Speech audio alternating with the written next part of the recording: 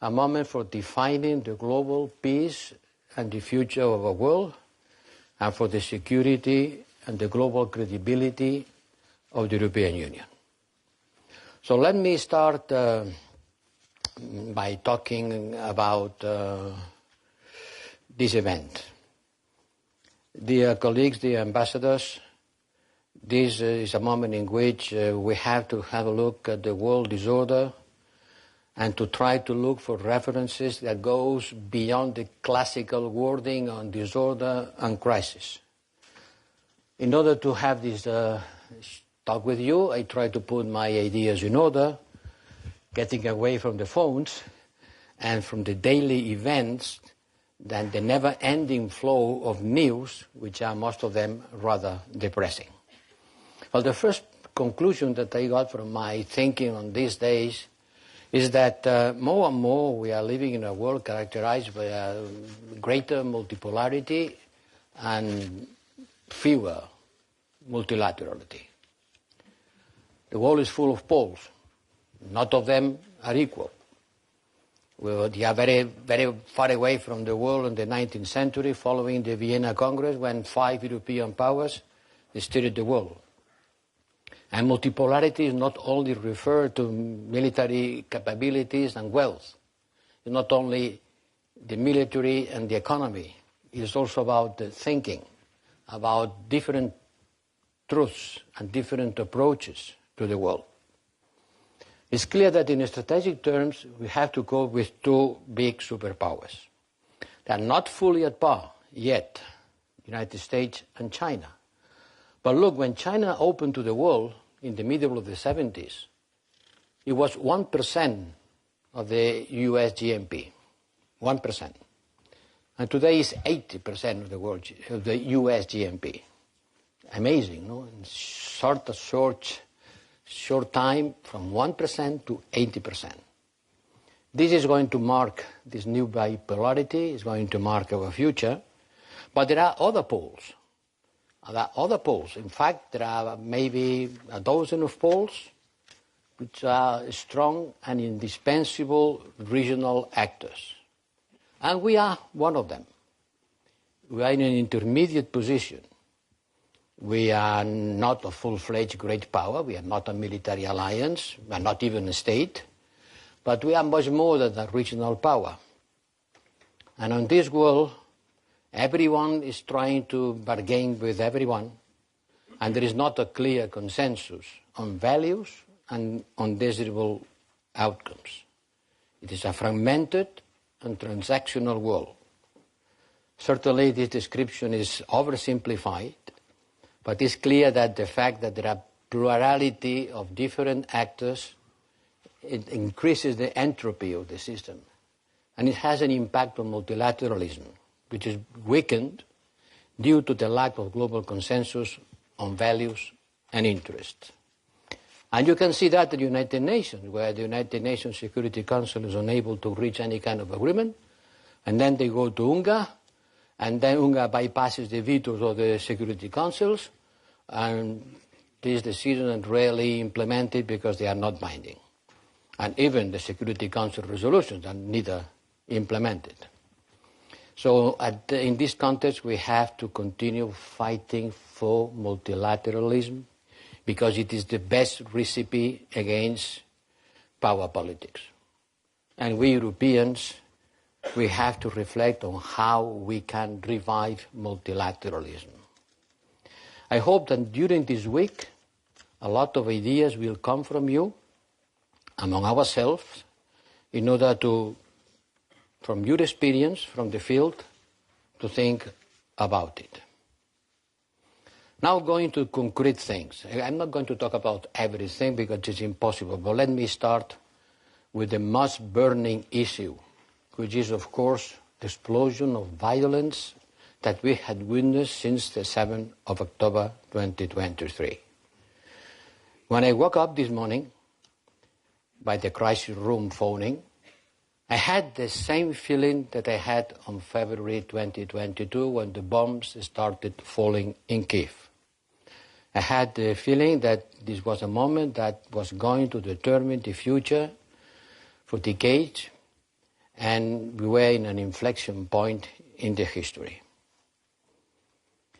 The unfolding tragedy in the Middle East is the outcome of a collective political and moral failure, which the Israeli and the Palestinian people are paying a high price for it.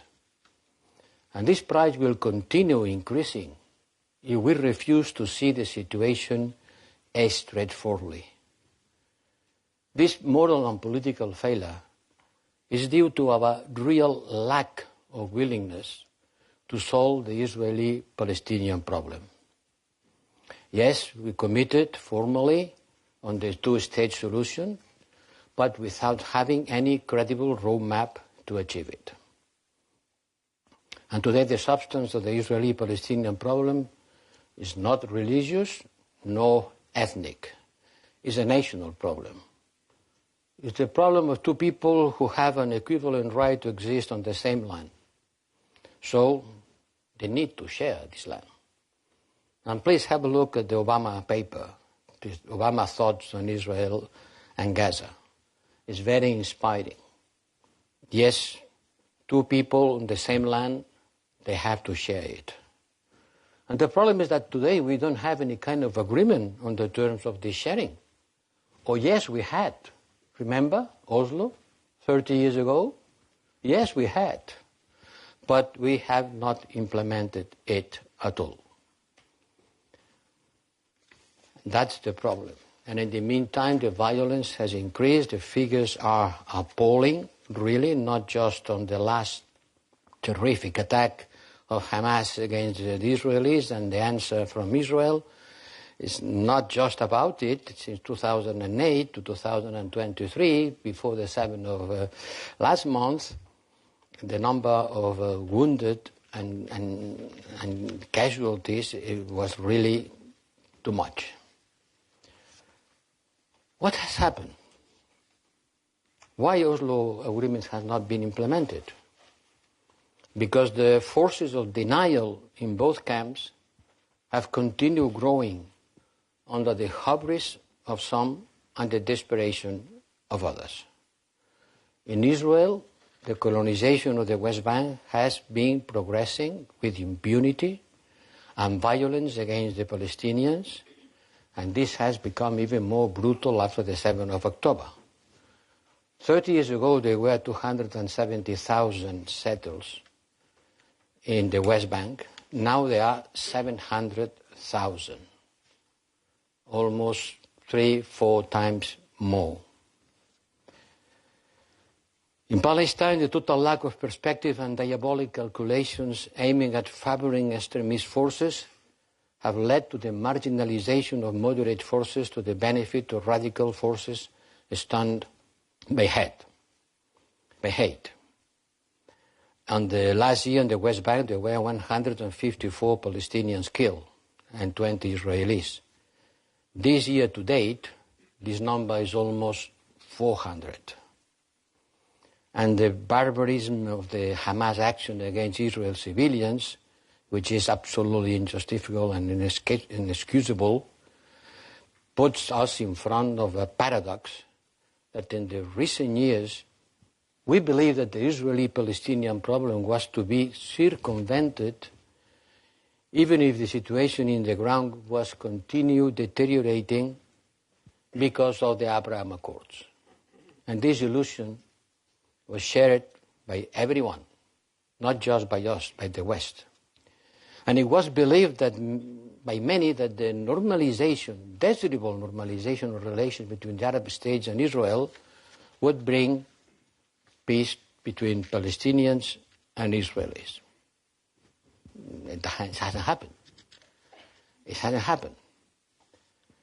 Even someone like Jack Sullivan said before the 7th of October that the region had never been so calm for decades.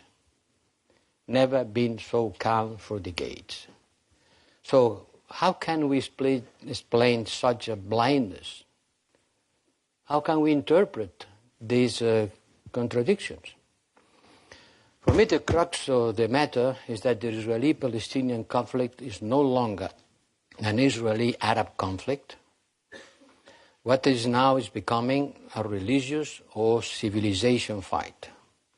And listening yesterday, President Erdogan threatening the West, saying, look, do you want again the fight between the Crescent and the Crusades, les croisants et les croisés? These are strong words. And we have to do everything we can in order to avoid this confrontation. On the Israeli side, extremist forces on the West Bank determined to put an end to the Palestinian problem through submission or exile, and in the West Bank, Hamas is not present. On the Palestinian hand, the rise of Islamist extremism, who want to destroy Israel and threaten the West, who, on their views, we protect Israel, and certainly we do.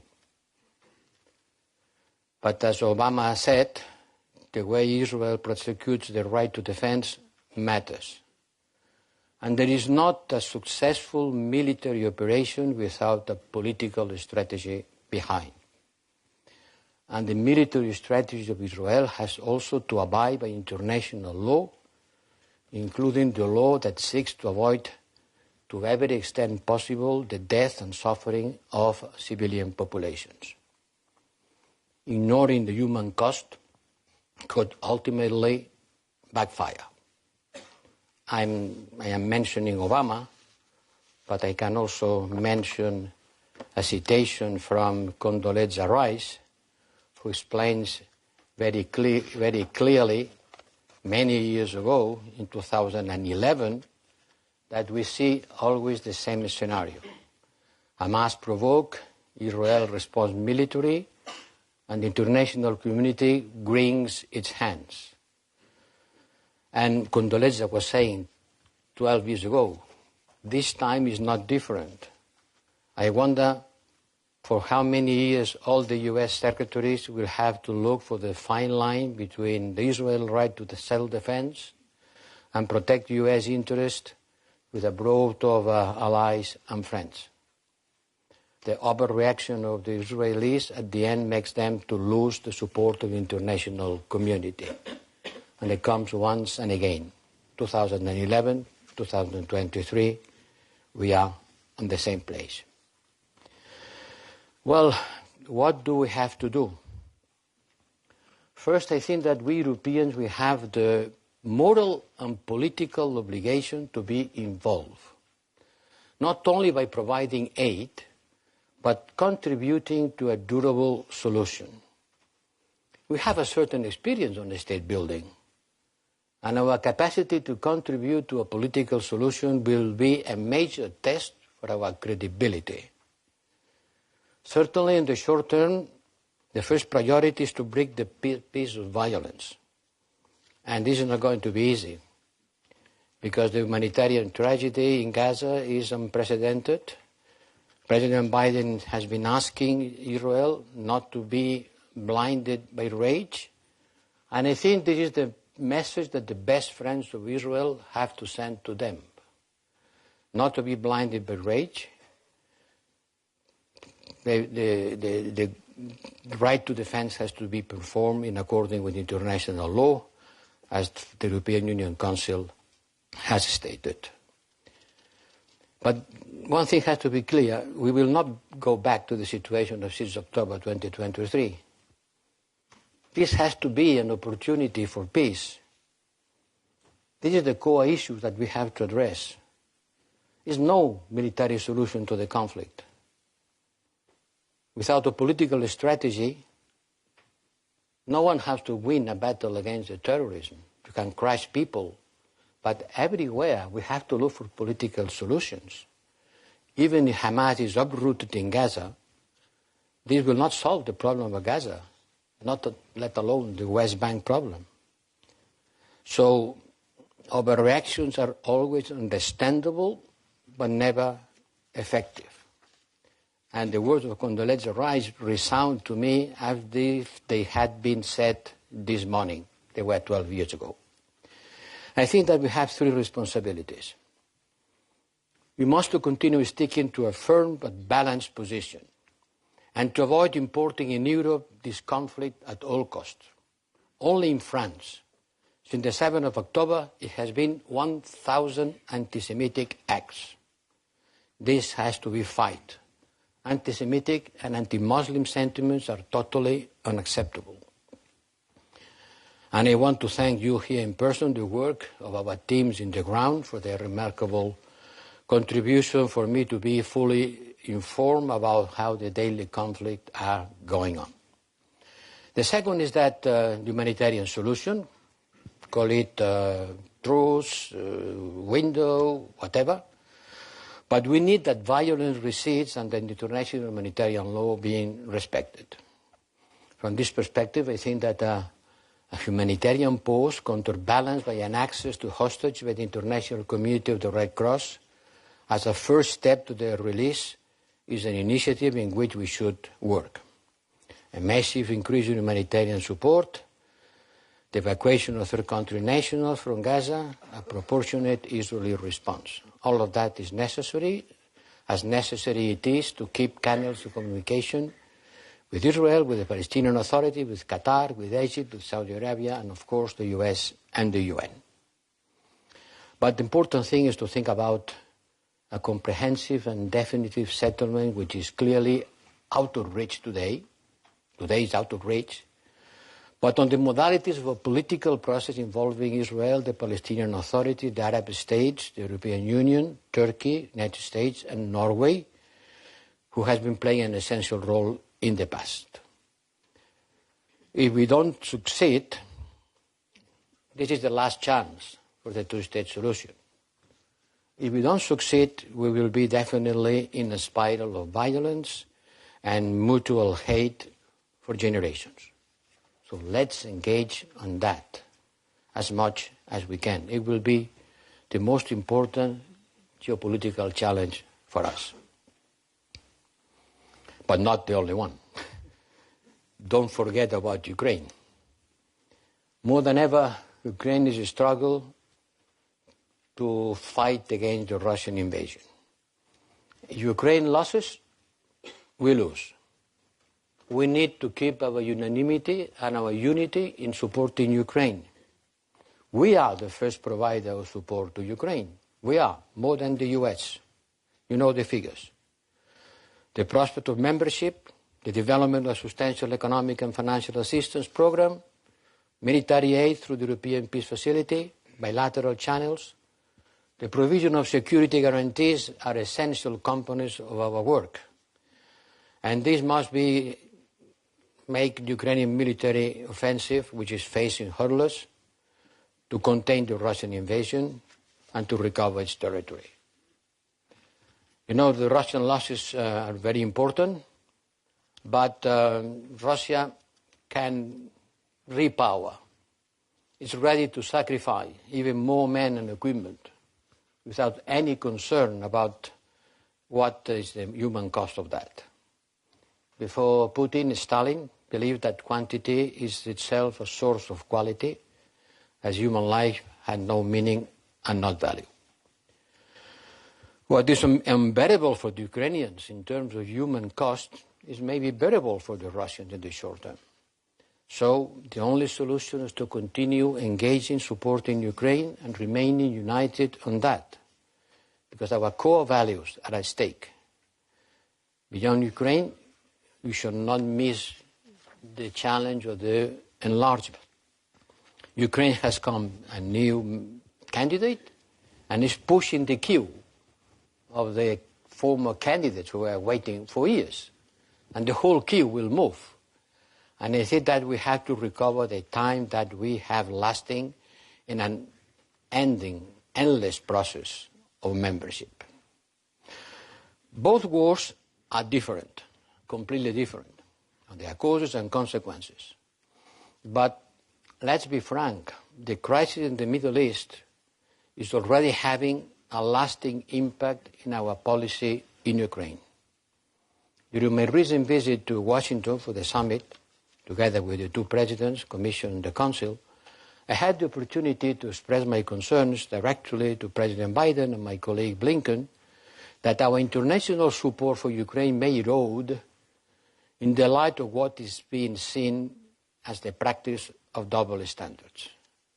This is an acute problem that all of you have to contribute to fight. All our delegation has a huge responsibility to build a counter-narrative adapted to our local interlocutors. A large number of countries in the Global South see in Ukraine it's not a global issue. It's a regional problem which affects Europe and the US, the Western world. It's a West problem. Solve it, and quickly, because we cannot bear the consequences of this war.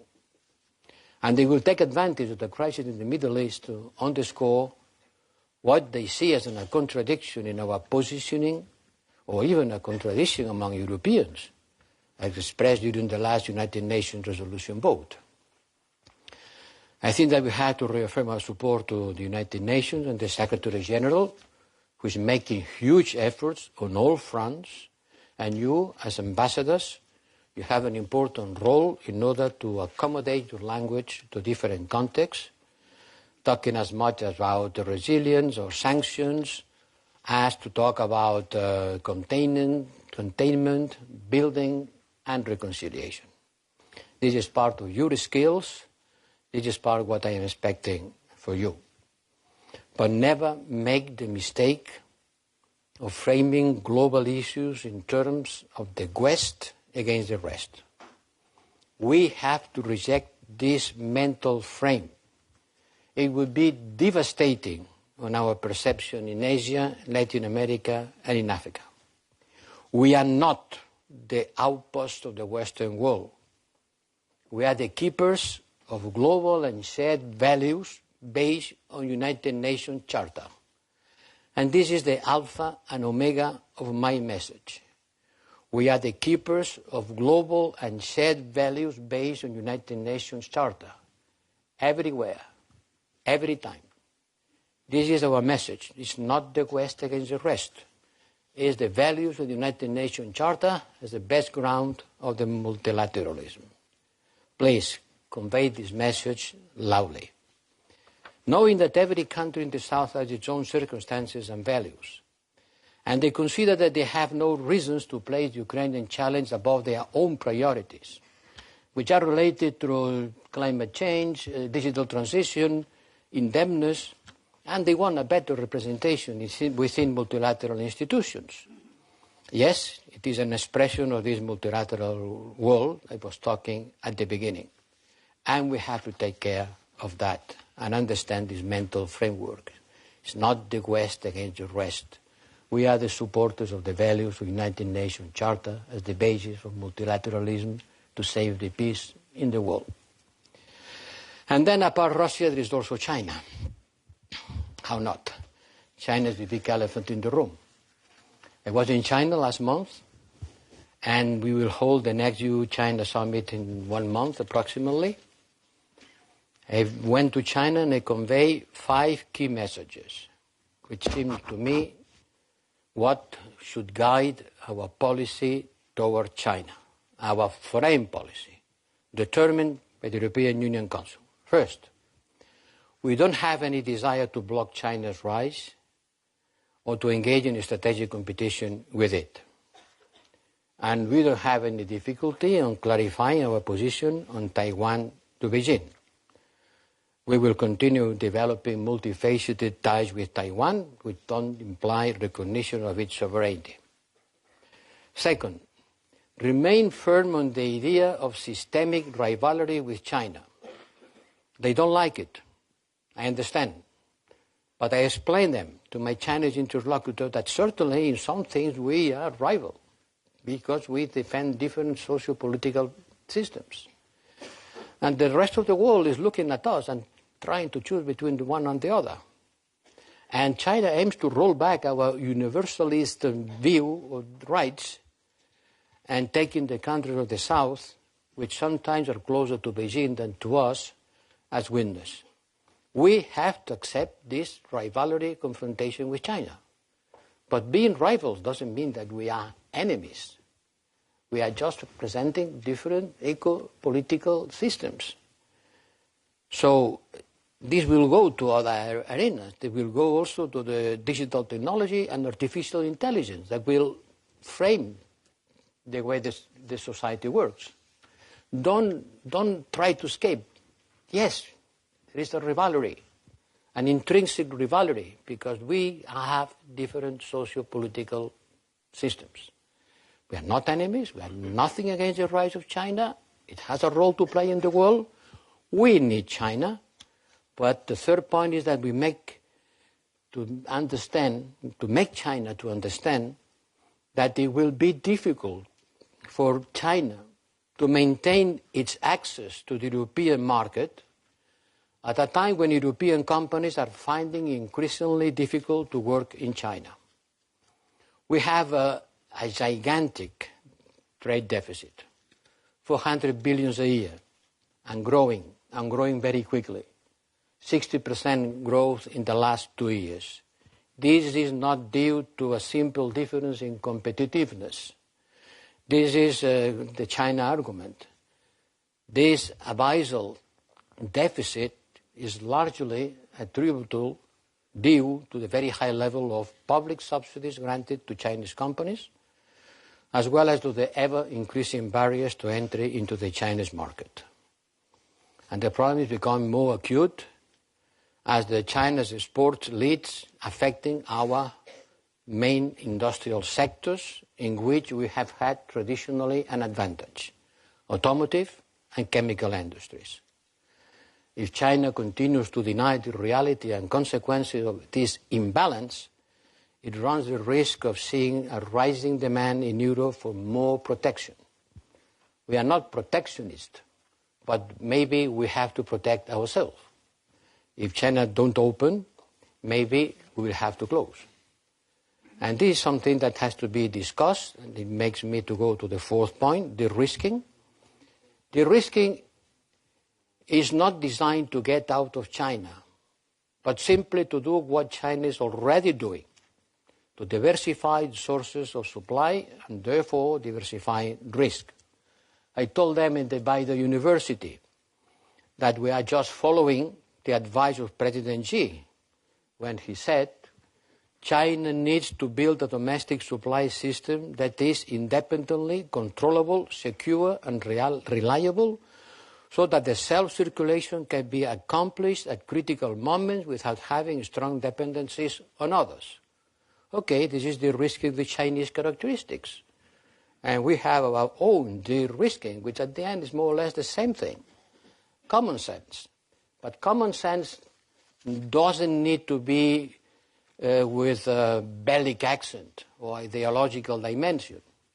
It's just a matter of organizing better our interaction with this very important partner. And I think that the Chinese authorities should be much more worried by the fact that the European foreign investment in China is decreasing. The ones who are there stay, but there are no newcomers. The newcomers have new opportunities in the vibrant Southeast Asia economies. So China should be much more worried for that than for our de-risking. I want to stress the fact that economic security is an important part of our foreign policy. But it has not to be presented as an anti-China plot. By the contrary, we need China. We have to increase the level of cooperation with China. Its systemic weight is so great that there is no chance of solving any one of the world challenges without a strong engagement from China. China is burning more coal than the rest of the world together.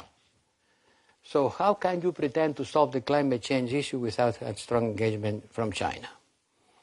It's important to continue cooperating and continue putting clearly what do we expect from China. And I personally told to the Chinese friends, I expect you to do more in Ukraine.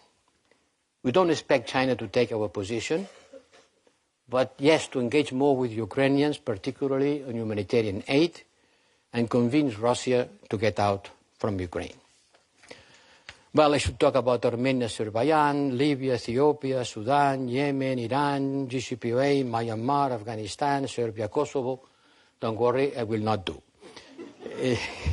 First, because it is impossible, and secondly, because I want to put my attention in two transversal issues which are very important, I think.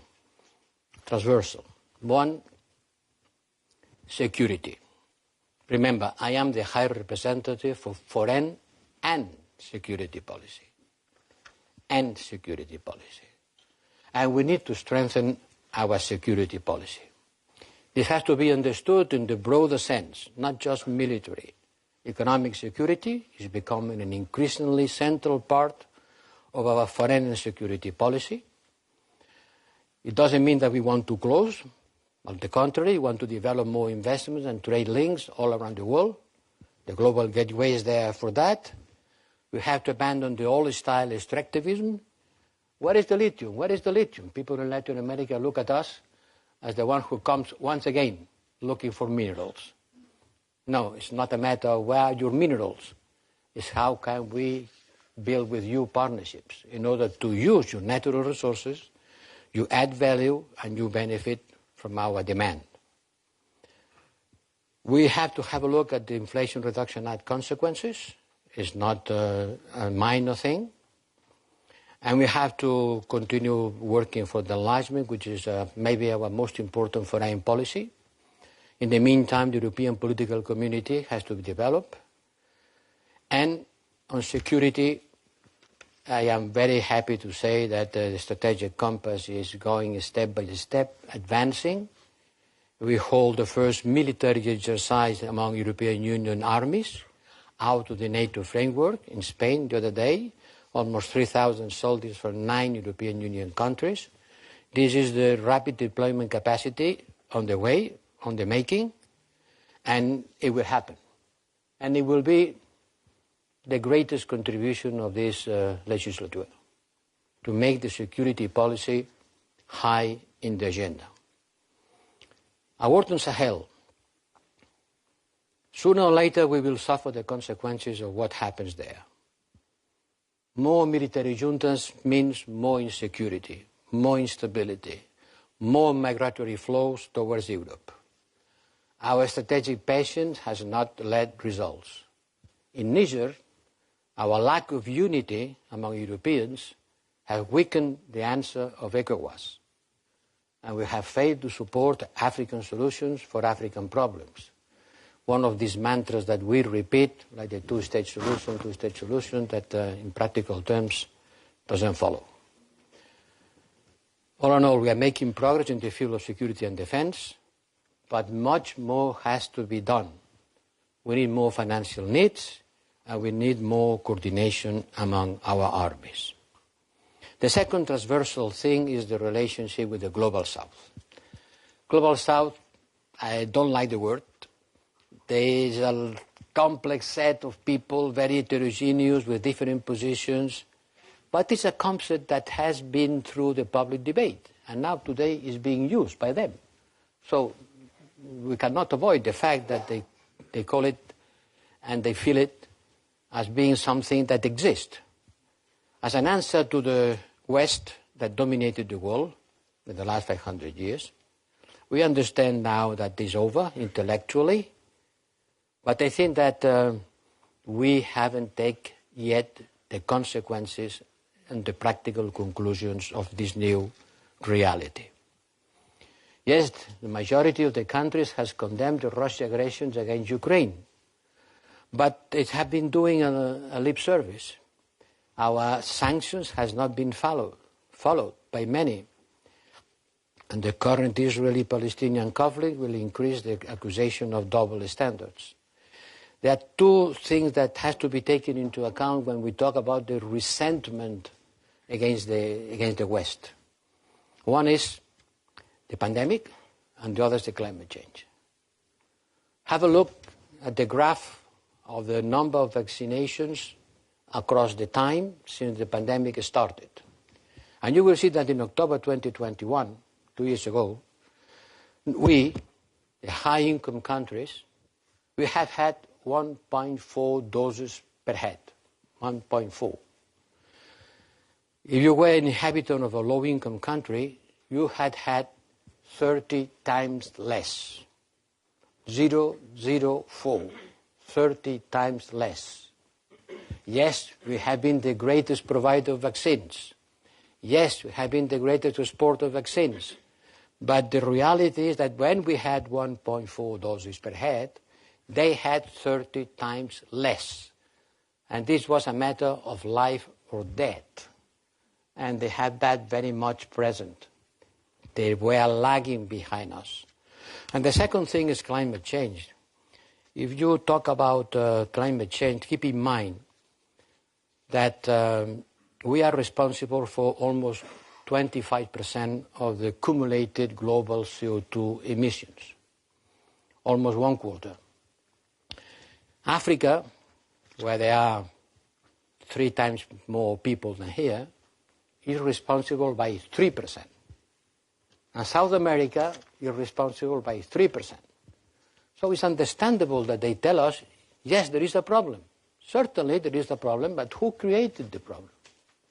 Certainly not us. You created it. So it's clear that we have to be ready to facilitate more support for the green transition. But keep in mind the socioeconomic situation of the people around the world. There are 600 million people in Africa that have never seen an electric bubble. Never seen an electric bubble. So don't tell them that they have to be green and digital, because they will say, what are you talking about? I never seen the computer screen. I never seen a bubble lamp. So green and digital, what does it mean? I want to eat. Their priorities are different. We think on 20 years horizon. They think on 20 days horizon. And this has to be very much present on our approach. Because yes, they have to contribute to the fight against climate change, but there is a shared endeavor that comes from different responsibilities. And we Europeans, we have done our part. When we promised 100,000 million euros to support the climate transition, we have done our part. Sell it, explain it, because it seems that we haven't done. Much has to be done. More has to be done, but don't forget what we have already done in order to help the South on their green transition. Our partnership with South Africa marks the good way. African Union, being member of the G20, marks the way. They have to be more engaged with international structures, financial institutions. We have to let them room. Because when we created this world order, many of them didn't exist. They were colonies. And others had such a small economic influence that they didn't count. Now they count. And they are independent countries. And they want to have their capacity to participate on the building, not of the order that was built 70 years ago, but the order that will come out of the challenges we are facing. So support Ukraine actively against the Russian disinformation. We have to keep an eye on our societies, not to get tired of supporting Ukraine. Fight against the tyrannous, showing that our policy in the Middle East is first and foremost a principled policy rooted in international law. Never forget to mention that when you talk about the right of Israel to defend, which certainly has, and has to use it, and make everything you can in order to strengthen our links with the global South. In 30 years from now, no, in 25 years from now, 1 out of 4 people in the world, 25% of the people in the world will be living in Africa. This is a youth bomb, and we know it. And the youth in Africa, young people in Africa, doesn't want to be a problem. They want to have the opportunities. But can you imagine 1 out of 4 human beings will be African? And 4 of the 6 more quickly growing countries in the world are African. Africa is not just a land of misery and migration. Not just a land of wars. Yes, they are, a lot. It's also a land of opportunities, and where humankind will be growing. And we have to be more active in Africa. You wanted to say that we were partners of choice. Are we succeed on that? I think that not enough. If we want to be the partners of choice of Africa, we have to do more. Have to do more in all fronts. I put you a lot of duties to do. I count on you. This is a critical moment. Work hard. Thank you.